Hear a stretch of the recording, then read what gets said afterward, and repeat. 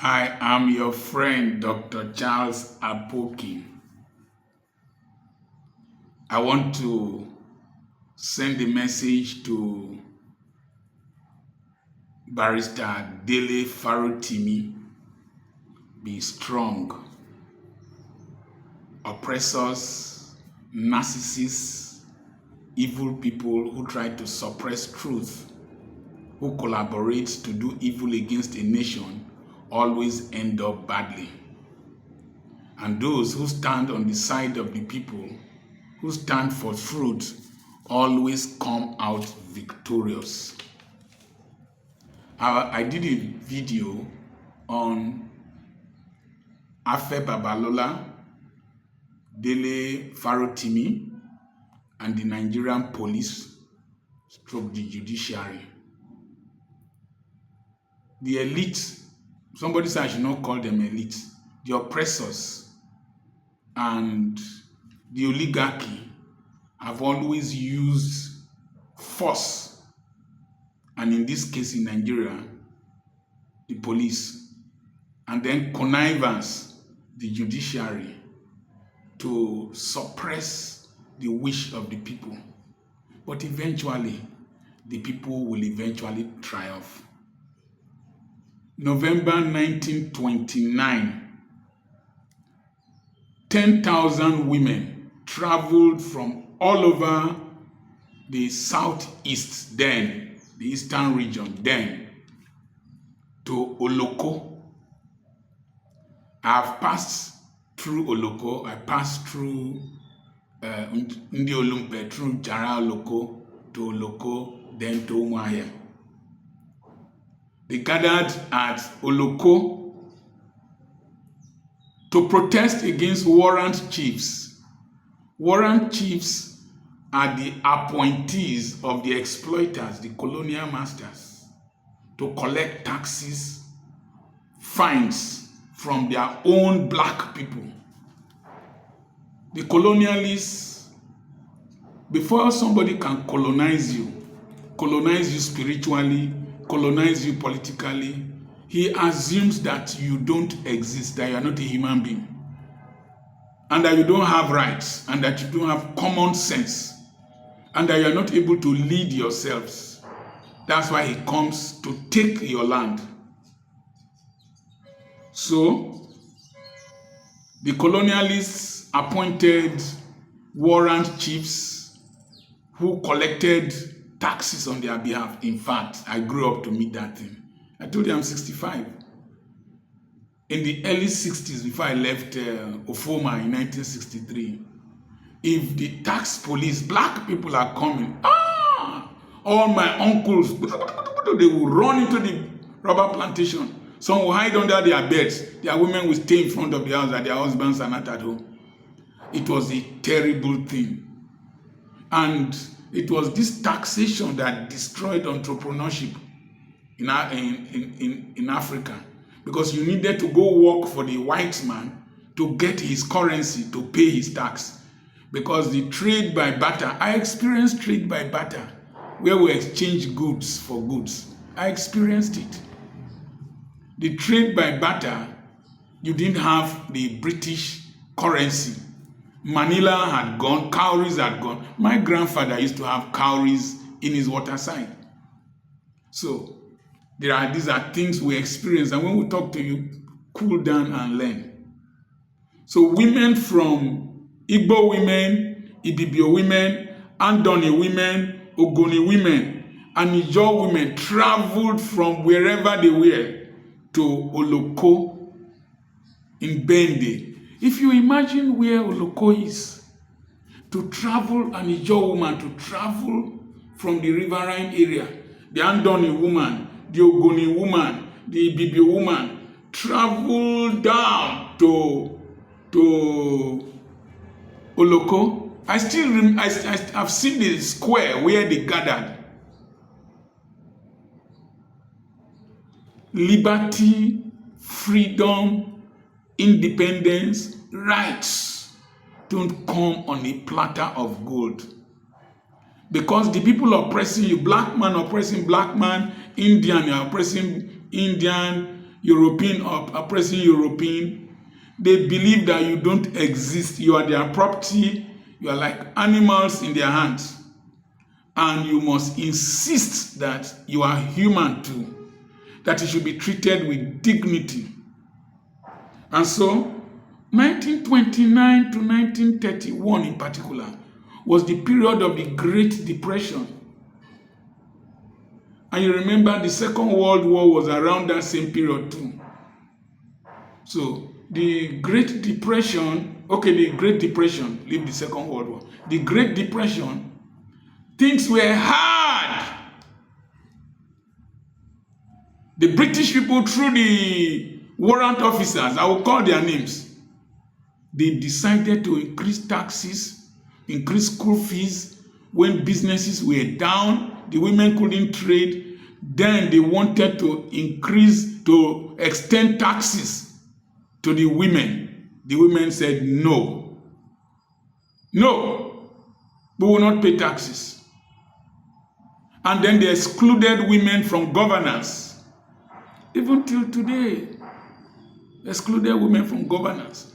The British thought that if they allowed women and men to be appointed into positions of leadership in the local administration, that it will lead to confusion. And so one day, one chief, Mark Emerua, who was an agent of the warrant chief, Okugo, went to the house of Wanyerua. I happened to have met the son of Wanyerua at Aba.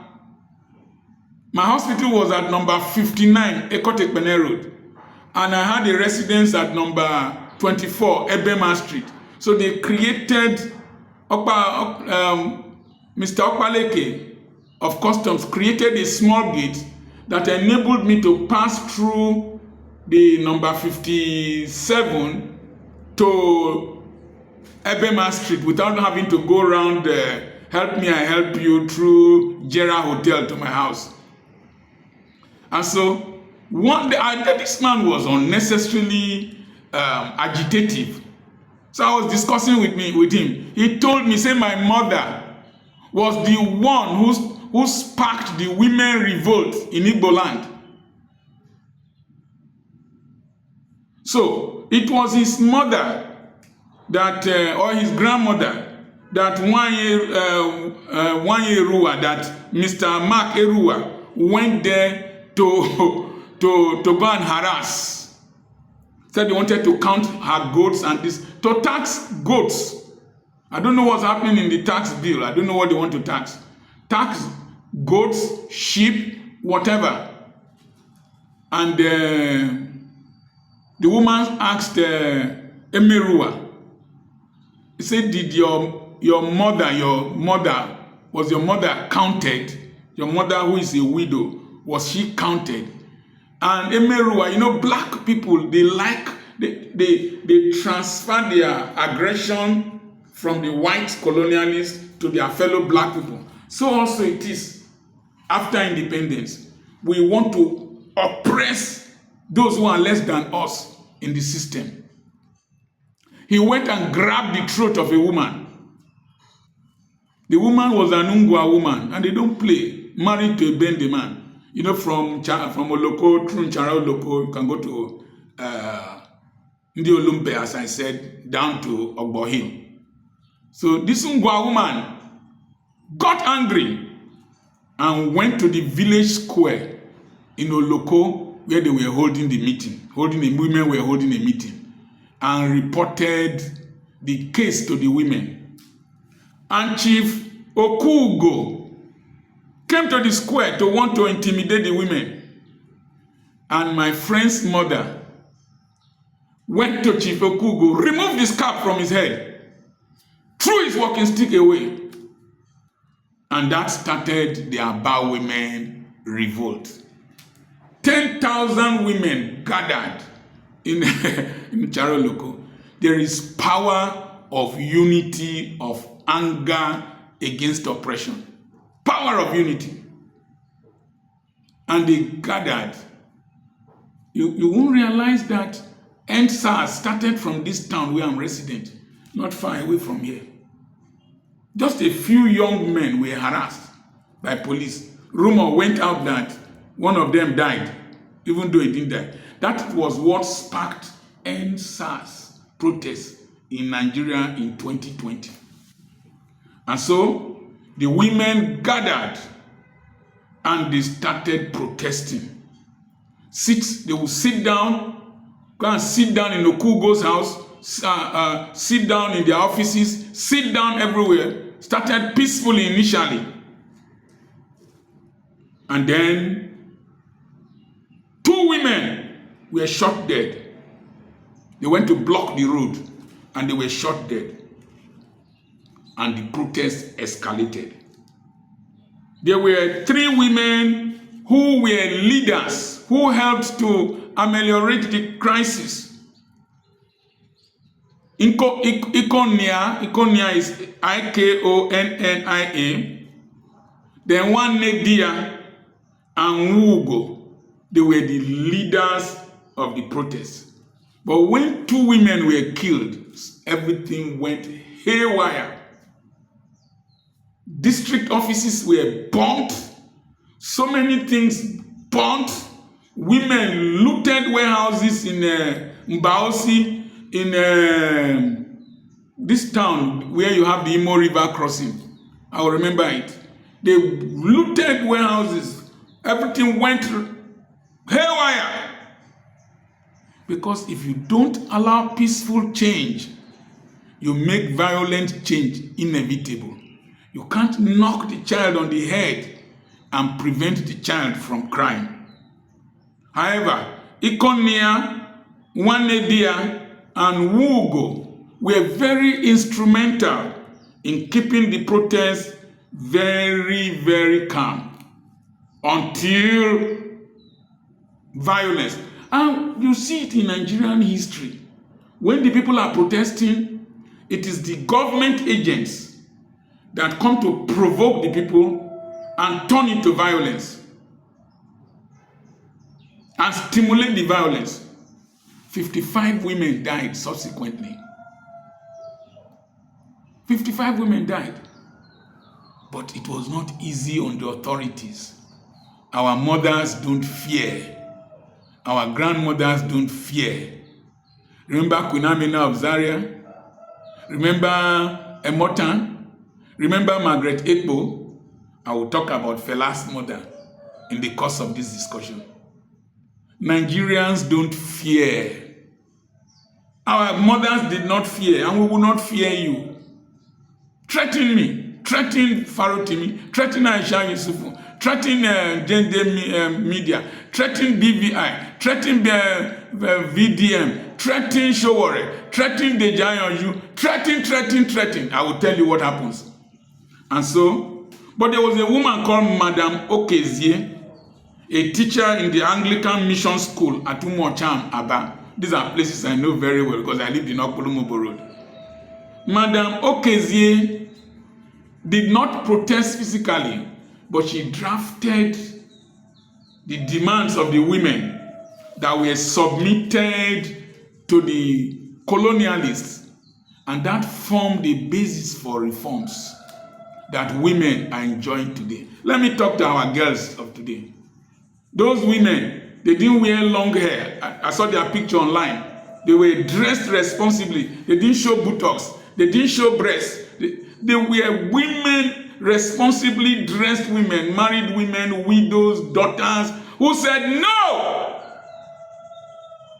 They didn't go for barbecue fish. They didn't go for urgent 2K. What you are enjoying today, I suspect Nigerian women started voting before American women. They could not suppress our mothers. They could not suppress our grandmothers. So, the same thing spread to Abeokuta area, spread there at a later date. And the women, because they were excluding women from governance, they wanted to extend taxes to them, they wanted to suppress them. an Egba woman, said no. Funmilayo Ransom Kuti, Fela's mother, Beko's mother, Professor Kuti's mother, led this woman. She was a teacher, and her niece-in-law, Grace Eniola Soyinka, who was Kuti's first daughter. These are family members. The Kutis, the Soyinkas. Maternally, Soyinka is a Kuti. And that will lead me to the next point. They led the women of Egba. Some women died, but the king ran from the throne. Several people ran from their offices, and the women succeeded. And benefits that people are enjoying today as women, Funmilayo Ransom Kuti, Grace Eniola Soyinka, we are among those who fought for those benefits. And if you go to Igbo land, Wanyeruwa, my friend's mother, Ikonia, Wanedia, and Wugo, and Madame Okezie were among those who fought for the rights of indigenous people. Today, indigenous people are using police to intimidate their children's age mates. Lawyers are intimidating lawyers. And this is not the first incidence of trying to intimidate people who said something contrary to your narcissistic ego, and everybody must double it to you. I just read one online, I will share it. How he threatened a journalist, and the journalist had to go to Ado Ekiti, use the police to want to oppress him, but the young man had contacts, called Obasanjo, called this, called that, called that.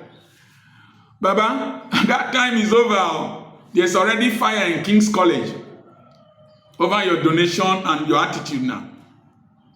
And Nigerians in the diaspora are going to start gathering to protest. These are children, these are descendants of fearless women, fearless fathers. We are ashamed of the nation we live in. We are ashamed of the way things work here. And all of you are the same. In the east, in the west, in the south, in the north, all of you are the same. You have replaced the colonial masters. If our mothers did not run away, if our grandmothers were not afraid, we will not be afraid of you. And if you imprison us, you kill us, you do whatever. The Kutis came out of Funmilayo Kuti. Fela showed you enough pepper. Professor Kuti put you on hot toes. Beko, Shehu, the other people, all of them are still around. Even the daughter on TVC. Not to talk of Soyinka. For every Pharaoh Timi that you intimidate, his children will come up. His grandchildren will come up. Every VDM, you will produce other ones. If you intimidate me, my children will continue the struggle. But the struggle for freedom and the struggle for nationhood, the struggle for independence, the struggle for a better Nigeria, you cannot stop it. You are in the minority. We are in the majority. And the voice of the people is the voice of God. Baba, go and make sure you withdraw that case against Pharaoh Timi. Withdraw it. It will disgrace you. Most of us are on the ground. There's nothing we are afraid of. He has nothing to lose. You have so much to lose. Understand? I cancel Femi Falana and his family. And if they didn't take it, they are seeing the results. This country, we are under pressure. Pressure from our leaders in the South-South, leaders in the Southeast, leaders in the Southwest, leaders in the North, corruption, undue taxation, pressure. No, it will not continue. Let's make peaceful change possible. Let's not push the people to the wall. And the police force, when you retire, it will catch up with you. It will catch up with you. People say you will now go to Berekete to go and ask for your entitlement. It will catch up with you. We have black colonialists, they are collaborators, and we the Talakawas. But the game has changed. You touch one person, the whole world will come against you. You can be big in your locality, the whole world will come against you. So, release Dele Farotimi and stop this harassment and stop these threats. I remain Dr. Charles Apoki. This country belongs to all of us. God bless you.